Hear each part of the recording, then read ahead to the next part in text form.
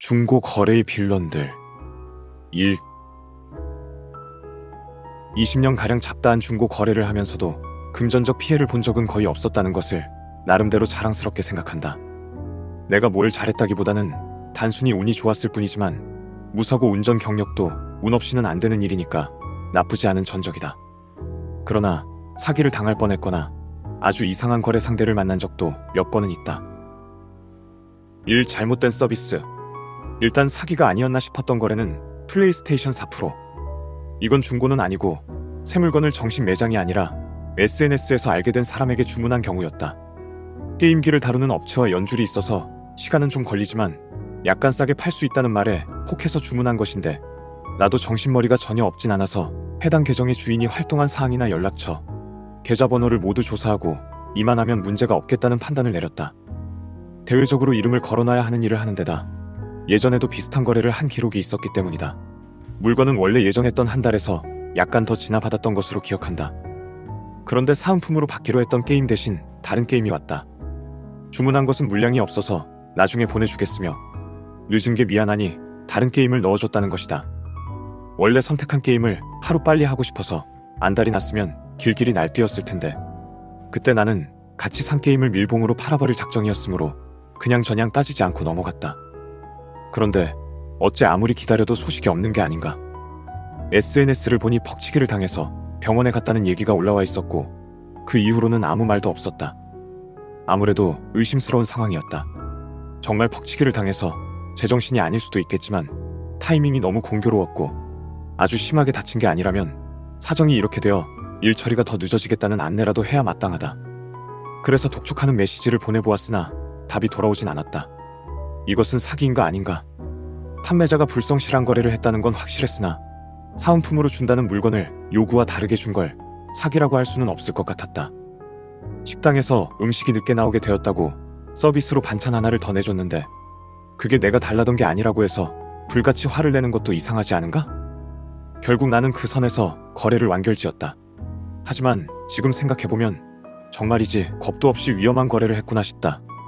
짧은 기간에 물건을 여러 사람에게 판다고 해서 돈을 끌어모은 다음 사라지거나 도박 따위에 써버리는 경우가 있다는데, 그런 거 비슷한 상황 아니었을까?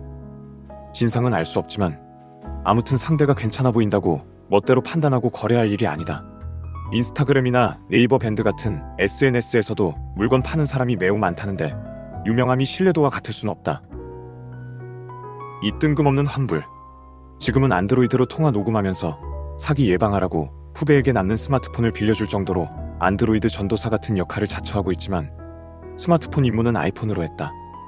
그 뒤로 아이폰을 오래도록 쓰다가 안드로이드로 넘어와서 꽤 오랜 시간을 보냈는데, 글쓰기 앱으로 유명한 스크리브너를 대중교통에서도 쓰려고 아이폰 6S를 중고로 다시 산 적이 있다. 매물은 번개장터에서 찾았고 시세에 비해 3만원쯤 싸서 냅다 주문했다. 안전 거래가 아니라 계좌 이체로 7만원쯤을 보냈을 것이다. 그런데 이틀인가 지나서 판매자가 환불을 해주었다. 여기까진 그렇게 이상한 일이 아니지만 이때 판매자가 못 팔겠다고 된 이유가 가관이었다. 포장하다가 실수로 떨어뜨려 화면이 다 깨졌다는 것이다. 있을 법은 한 일이다.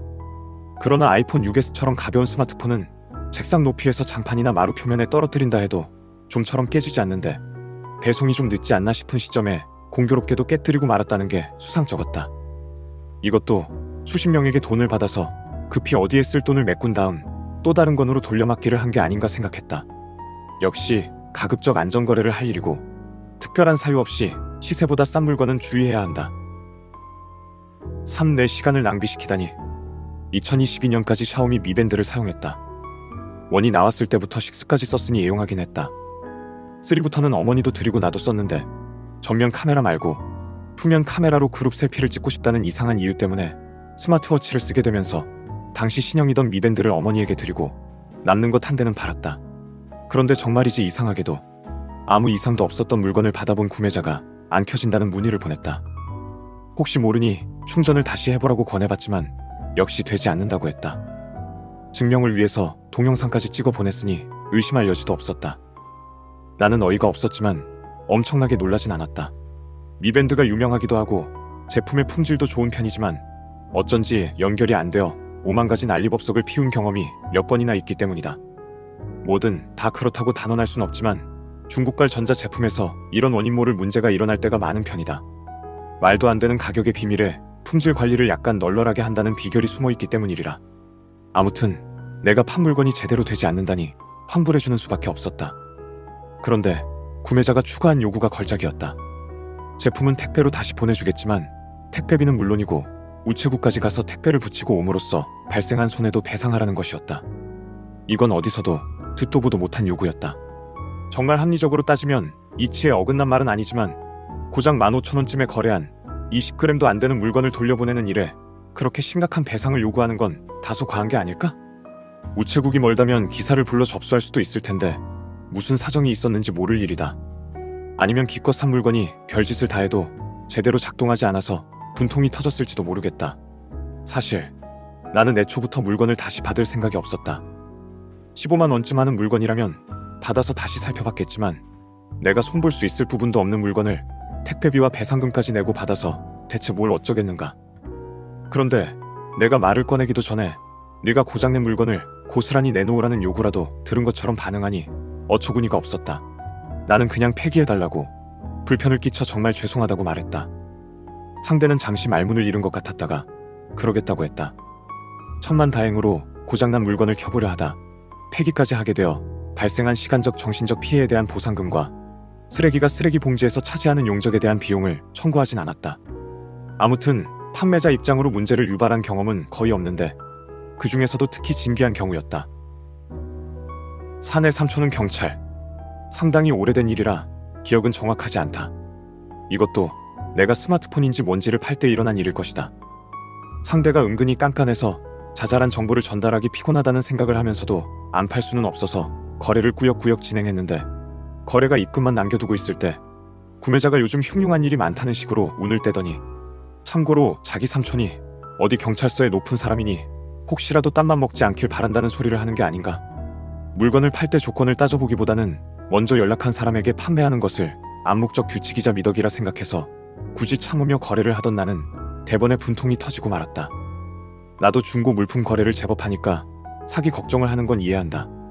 하지만 내가 무슨 실수를 했거나 의심스러운 정황을 유도한 것도 아닌데 대놓고 사기칠 생각 말라며 자신의 특별한 권력을 자랑하는 것은 아무리 생각해도 무례하기 짝이 없는 일이었다.